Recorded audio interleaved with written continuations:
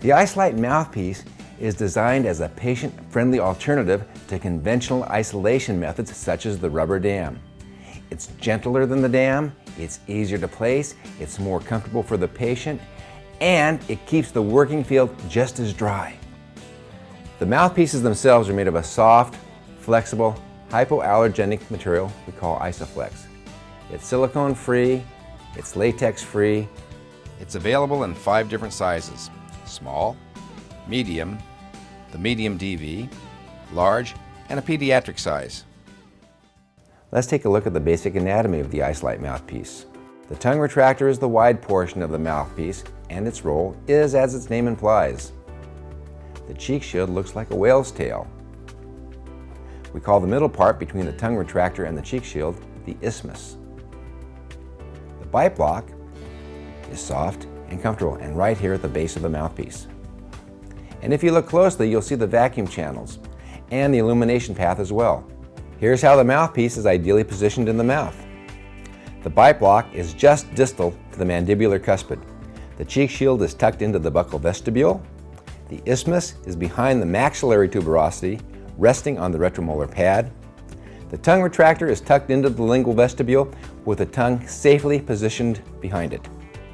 Our first step is sizing the proper mouthpiece for the patient.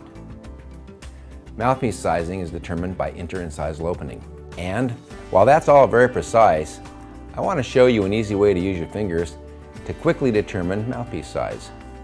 I call it the 2-3 finger technique.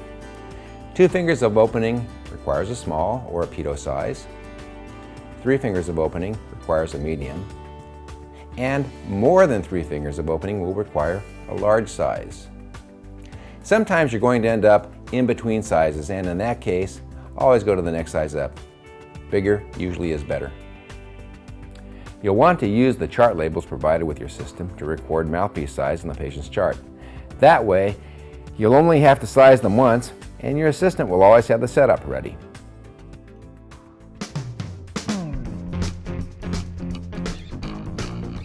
Mouthpiece placement is easy to learn, but like any good technique, practice is the key to success.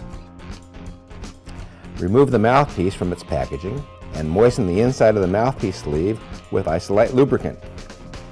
Attach the mouthpiece to the control head. Make sure that the locking barbs engage. Lubricate the patient's lips with Isolite lubricant and moisten the mouthpiece with the air-water syringe. This will make it slide into the mouth easier.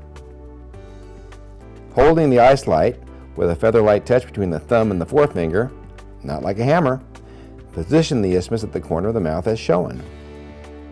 Instruct the patient to open wide. Remember, patients can usually open wider than they are initially instructed. Now, while folding the cheek shield forward towards the tongue retractor, gently slide the isthmus into the cheek area to avoid contacting gag-sensitive areas. Continue moving the bite block towards the center of the mouth, just behind the anterior teeth. Be careful not to catch the bite block on the corner of the mouth. Move the bite block onto the occlusal surface of the teeth, just distal to the mandibular cuspid. Instruct the patient to gently rest on the bite block. Place the isthmus behind the maxillary tuberosity, resting on the retromolar pad. And tuck the cheek shield into the buccal vestibule. It's that easy. If you find you need additional vertical or lateral working room, move the bite block distally onto the first molar. Here's a couple of tips for placement that you want to remember. 1. Always insert the mouthpiece towards the cheek area first to avoid touching gag-sensitive areas. 2. Practice the steps shown until you can place the mouthpiece in one fluid motion. And most importantly, I want you to practice mouthpiece placement on yourself and on your practice team prior to trying it on your patients. It will probably take you less than half an hour of practice time and you'll be a pro.